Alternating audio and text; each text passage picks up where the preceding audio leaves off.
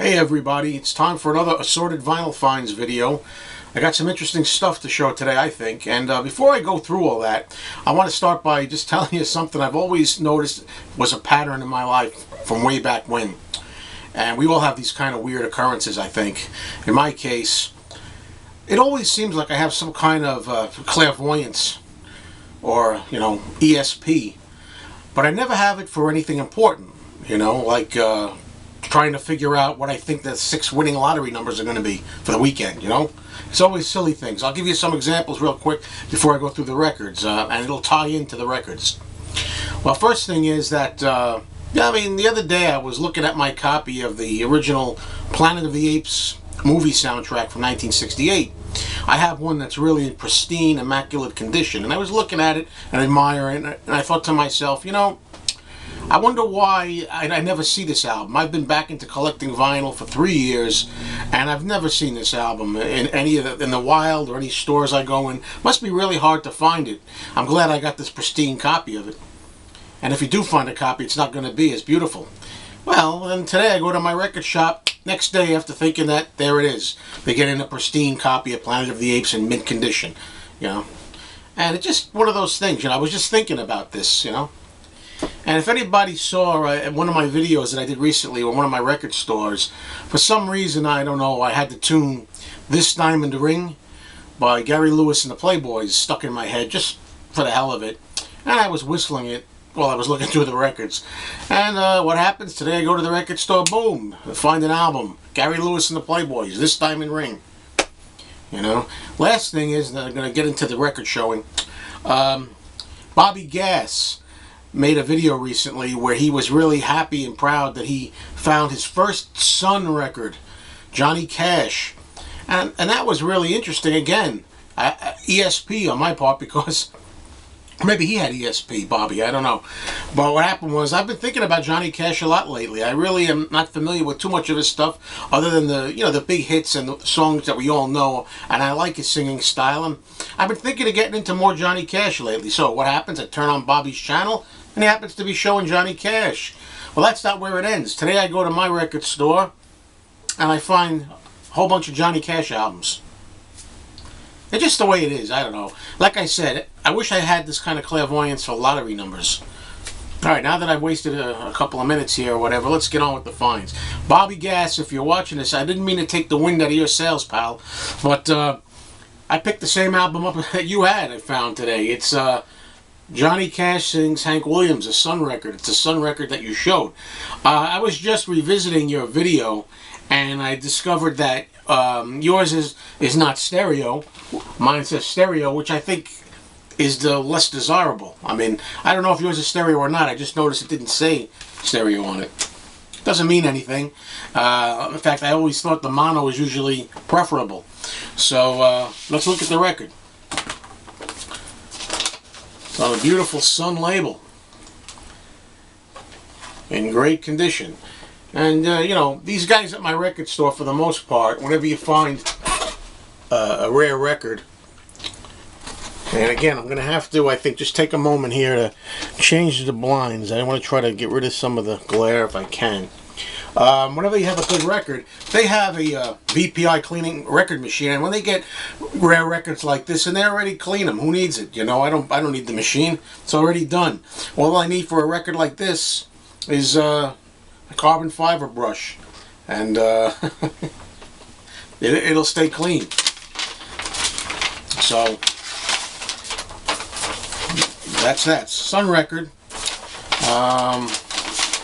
I don't know, what is it about these? Sometimes you cannot get them back in their sleeves.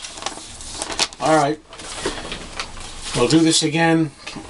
Or do it later, I should say. Okay. Let's continue with Johnny Cash. Also on Sun Records. This one. Greatest. Johnny Cash. Great shape. By the way, these last couple of, this one and the other Sun record, I didn't pay a lot for these, because my record store has great prices.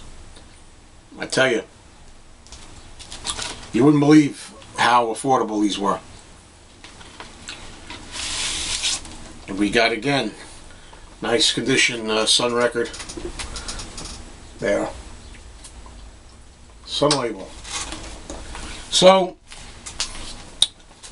you know, I know Ring of Fire by Johnny Cash, I Walk the Line, any other kind of song that he does that I've heard versions from other artists. I'm interested in hearing Cash's version. My store also has a turntable on the side with headphones, so you can go over and play any records and sample them for yourself.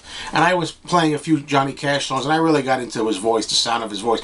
I'm ready for some Johnny Cash in my life. Maybe not always when I was younger, but I'm ready. So, continuing with Johnny Cash, I found this album, which, of course, is an album that I've heard is really a classic. And it's been re-released, but this is the original. And it's Johnny Cash at Folsom Prison. Now, the cover, you know, is not perfect. If you look close enough, there's some dings on it, some fading. But this was only a few bucks. And because it wasn't expensive in any way, shape, or form, I decided I would use it to sample.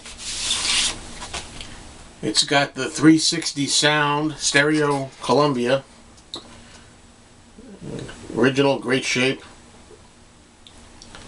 Just shines. So I think this is a good copy to play and to get an idea what I think of it. And I think I'm going to be starting to do eventually videos where I'm listening to first time records I've never heard before and putting a batch of them together. Last Johnny Cash album is this is a reissue. Johnny Cash's Greatest Hits Volume 1. Pretty sure it's a reissue. This was only like $5, so I figured it was a good way to get a sampling of some of his stuff that I might not have heard. So, okay, now, if anybody's been watching my other videos where I go into the record stores and browse around, I was browsing around in my second favorite record store, as I call it, and on the wall was this album. And I couldn't resist it, and I decided to pick it up. It's the Rolling Stones Aftermath, but it's a German copy.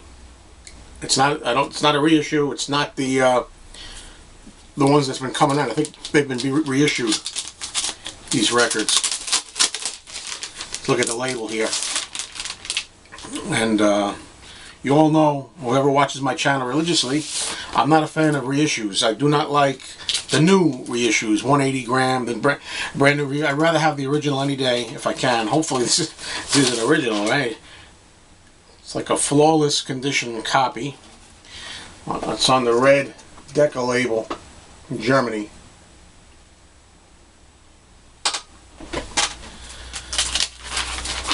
And again, this particular store usually prices their albums pretty high, and it's hard usually to get something like this. This one was not high. You know, I thought it was a good price, so I wouldn't have bought it otherwise. Just something about this cover. I like the cover. I like the covers the way they are in the UK.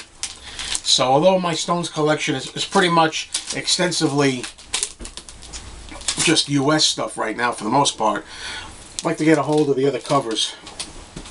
Okay, I got this for $3. This is, it says $3.99. It's an old sticker, but this is Ray Charles' 20 Greatest Hits. I think this really covers me well with a lot of Ray Charles.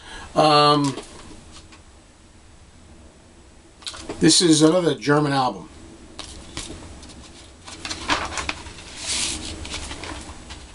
On that label there.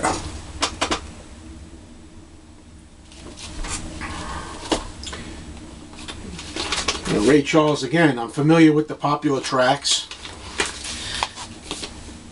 I already told you at the beginning of the video about I was whistling This Diamond Ring yesterday. It was stuck in my mind, and I found this album, Gary Lewis and the Playboys. This Diamond Ring. This one was $3. The record inside is absolutely mint. Looks like it never was played. Of course, it probably was. It's so cheap, this album. I don't know why. There's some tape running along it maybe here and there. I don't know. Looks pretty good though. You know, I don't. You know, again, I don't usually mess around. It's rare that I mess around with a cheap album, but it's funny. When I went to my favorite record store today, my record store owner, who appears in one of the videos, he appears very briefly looking like a grumpy man, but he's not really a grumpy, but he appears in one of the videos that I made when I was going into my record store and just digging a little bit. And what he said was, he actually went online to look at the video to see how he came off, and when he looked at it, he came across my video that is now deleted because of music problems. A video when I was showing like beat up records, acting like you know, I crawled out from under a rock or something. I got rid of that video. Had to do it. I don't know. I'll talk about that in another video maybe. I don't want to. Okay, Bob Dylan. I had this album already, but this is an upgrade. It's original Nashville Skyline, and it says exactly featuring Lay Lady Lay. And that's the reason why I got this album. Cellophane, great condition. Really nice Columbia.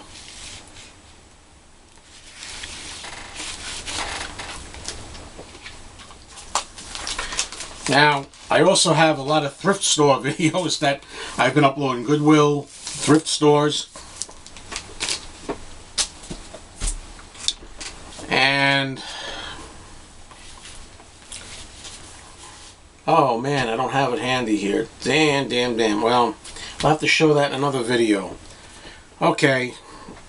Anyway, forget that. Well, I picked up a couple of things. If you look at my thrift store video, I picked up 78 of Bing Crosby. And I picked up a Honky Tonk Piano album. Nothing great. But I was going to show those, but I forgot to bring them. So anyway, I went to another store. They have 5 for $1. 25 cents each. 5 for $1. And I picked up 2 Herb Alpert. Look at this. Look at the quality of this. I mean, this thing was never played before. I like me some Herb Alpert. You know what I mean? You know, it's Herb Alpert. You always say it like there's a B in it, even though you spell it with a P. Herb Alpert. And I like some Herb Alpert now and then. Play some instrumentals. Really in good shape. It's brand new practically. And it's a quarter. 25 cents. And why not? And also one more Herb Alpert record. Herb Alpert, Tijuana Brass, Volume 2. Great shape, 25 cents.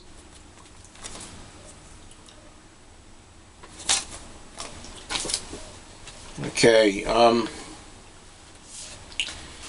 you all know, or should know, that I got a Connie Francis thing, so I added a Connie Francis album. Connie Francis sings Irish favorites. I've got her singing Jewish favorites. I got her singing, well, I don't have it yet, German favorites. I don't have the German one yet. Italian favorites. So all kinds of different albums by her. You know, between Connie Francis, Johnny Cash, the Beatles, Elvis Presley, those artists alone have tons of records. It gets crazy, you know, if you really want to try to collect a lot of them. Okay, Adam Lee, are you watching?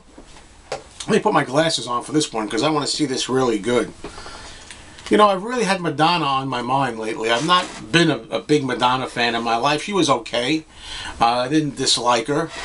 But I never was a big fan. But, you know, you get influenced by people here, which is a good thing. That's part of what we like about the channels here. We can get influenced by what other people show. So I've been getting into Madonna. Now, I found this, which is really cool.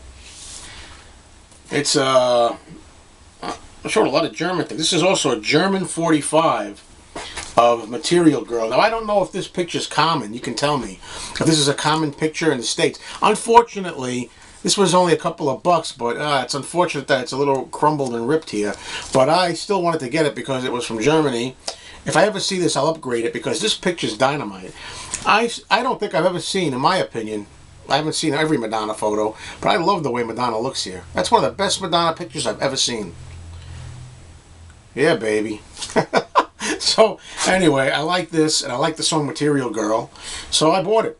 So, like, if anybody knows out there whether this is the common cover that we have in the States, maybe it's nothing unusual about it, but I really liked it. I had to pick it up. Okay, a couple of more 45s.